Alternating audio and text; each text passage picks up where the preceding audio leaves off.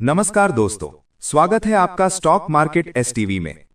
आज हम Dynamic Cables Limited यानी DYCL का डिटेल्ड एनालिसिस करने वाले हैं, जहां हम कंपनी के fundamentals, financials, balance sheet, share holding pattern और उसके बाद टेक्निकल चार्ट्स को डेली और वीकली टाइम फ्रेम पर डिटेल में समझेंगे।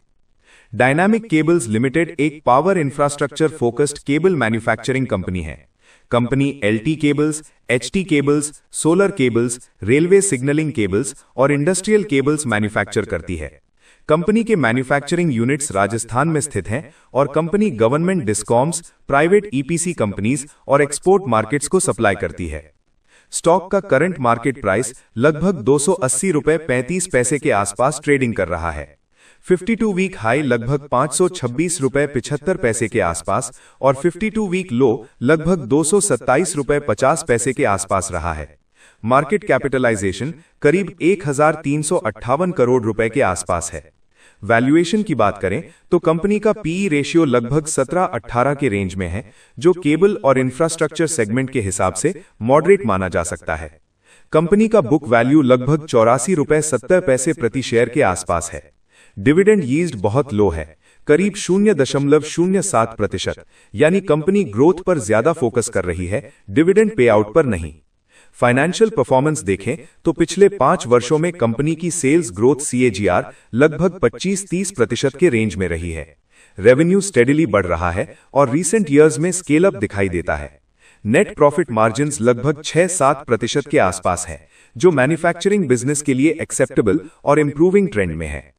प्रॉफिट एंड लॉस स्टेटमेंट से साफ दिखता है कि ऑपरेटिंग प्रॉफिट और नेट प्रॉफिट दोनों में ईयर ऑन ईयर इंप्रूवमेंट आया है। EPS ग्रोथ भी पॉजिटिव ट्रेंड दिखा रहा है, जिससे अर्निंग्स मोमेंटम मजबूत होता है। बैलेंस शीट पर नजर डालें तो कंपनी की डेट टू इक्विटी रेशियो लगभग 0.2-0.3 के आसपास है, यानी कंपनी पर डेट का प्रेशर ज्यादा नहीं है।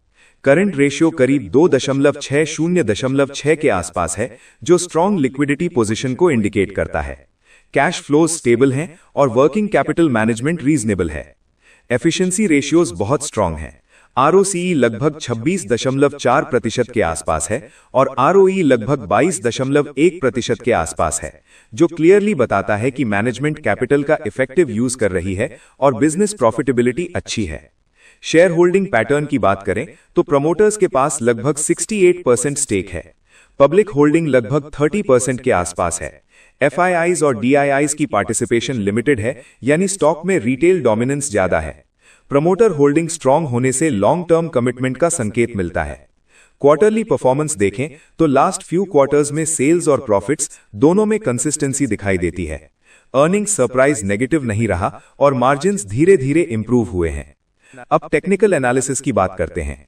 डेली टाइम फ्रेम पर स्टॉक अभी अपने मेजर मूविंग एवरेजेस 50, 100, 200 DMA के नीचे ट्रेड कर रहा है, जिससे शॉर्ट टर्म ट्रेंड वीक दिखाई देता है।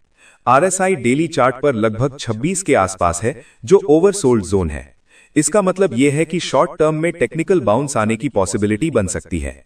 MACD डेली चार्ट पर बियरिश जोन में है, लेकिन डाउनसाइड मोमेंटम धीरे धीरे स्लो हो रहा है। डेली चार्ट के इंपॉर्टेंट सपोर्ट लेवल्स हैं 275 रुपए, उसके नीचे 268-270 रुपए का स्ट्रॉन्ग सपोर्ट जोन है। अगर स्टॉक डिसाइसिवली 268 के नीचे जाता है तो वीकनेस और बढ़ सकती है। डेली रेजिस्टेंस की बात करें तो 300 रुपए 305 रुपए पहला रेजिस्टेंस है और उसके ऊपर 312-320 रुपए का जोन स्ट्रॉन्ग रेजिस्टेंस के रूप में काम करेगा। वीकली चार्ट देखें तो स्टॉक एक ब्रॉडर करेक्शन फेज में है। प्राइस वीकली मूविंग एवरेजेस के नीचे है और ट्रेंड अभी बियरिश टू साइडवेज माना जा सकता है। वीकली चार्ट पर स्ट्रॉन्ग सपोर्ट 260-270 रुपए जोन में है, जबकि रेजिस्टेंस 310-330 रुपए के बीच दिखाई देता है। जब तक वीकली क्लोजिंग 300-310 रुपए के ऊपर सस्टेन नहीं करती, तब तक स्ट्रॉन्ग ट्रेंड रिवर्सल कंफर्म नहीं माना जाएगा। फिबोनाची रिट्रेसमेंट के आधार पर अगर रीसेंट हाई से रीसेंट लो तक लेवल्स देखें तो 0.382 रिट्रेसमेंट लगभग 300-305 रुपए, 0.5 रिट्रेसमेंट 320-330 रुपए और 0.618 रिट्रेसमेंट 340 प्लस के आसपास आता है।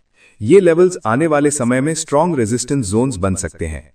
ओवरऑल फंडामेंटल्स की बात करें तो कंपनी फाइनेंशियली स्ट्रांग है, ROCE और ROE हाई है, डेट लो है और ग्रोथ विजिबिलिटी इंफ्रास्ट्रक्चर और पावर सेक्टर की वजह से अच्छी बनी हुई है। फंडामेंटल्स लॉन्ग टर्म के लिए पॉजिटिव हैं। टेक्निकल साइड पर शॉर्ट टर्म वीकनेस जरूर है, लेकिन ओवरसोल्ड कंडीशन के कारण बाउंस पॉसिबल है। ट्रेंड कंफर्मेशन के लिए प्राइस का 300 रुपए के ऊपर सस्टेन करना जरूरी होगा। जो इन्वेस्टर्स लॉन्ग टर्म पर्सपेक्टिव से एंटर करना चाहते हैं, उनके लिए 270-280 रुपए का जोन एक्यूमुलेशन के लिए कंपैरेटिवली सेफर माना जा सकता है, स्ट्रिक्ट रिस्क मैनेजमेंट के साथ। शॉर्ट टर्म ट्रेडर्स के लिए क्लियर ब्रेकआउट के बिना अग्रेसिव एंट्री अवॉइड करना बेहतर रहेगा। जो इन्वेस्टर्स ऑलरेडी इन्वेस्टेड हैं, उनके लिए 275 रुपए का लेवल क्रूशियल है। जब तक यह लेवल होल्ड करता है, तब तक होल्ड किया जा सकता है। 268 रुपए के नीचे वीकली ब्रेक होने पर एग्जिट या रिस्क रिडक्शन कंसिडर किया जा सकता है। अंत में ये एनालिसिस केवल एजुकेशनल और इंफॉर्मेशनल पर्पस के लिए है। स्टॉक मार्केट में निवेश जोखिम के साथ आता है, इसलिए इन्वेस्टमेंट से पहले अपनी रिसर्च जरूर करें और फाइनेंशियल एडवाइजर की सलाह लें। अगर आपको ये एनालिसिस पसंद आया हो तो वीडियो को लाइक करें, अपने दोस्तों के साथ शेयर और चैनल को सब्सक्राइब जरूर करें और कमेंट में बताइए कि अगला स्टॉक एनालिसिस आप किस पर देखना चाहते हैं। मिलते हैं आपसे अगले वीडियो में, तब तक के लिए धन्यवाद।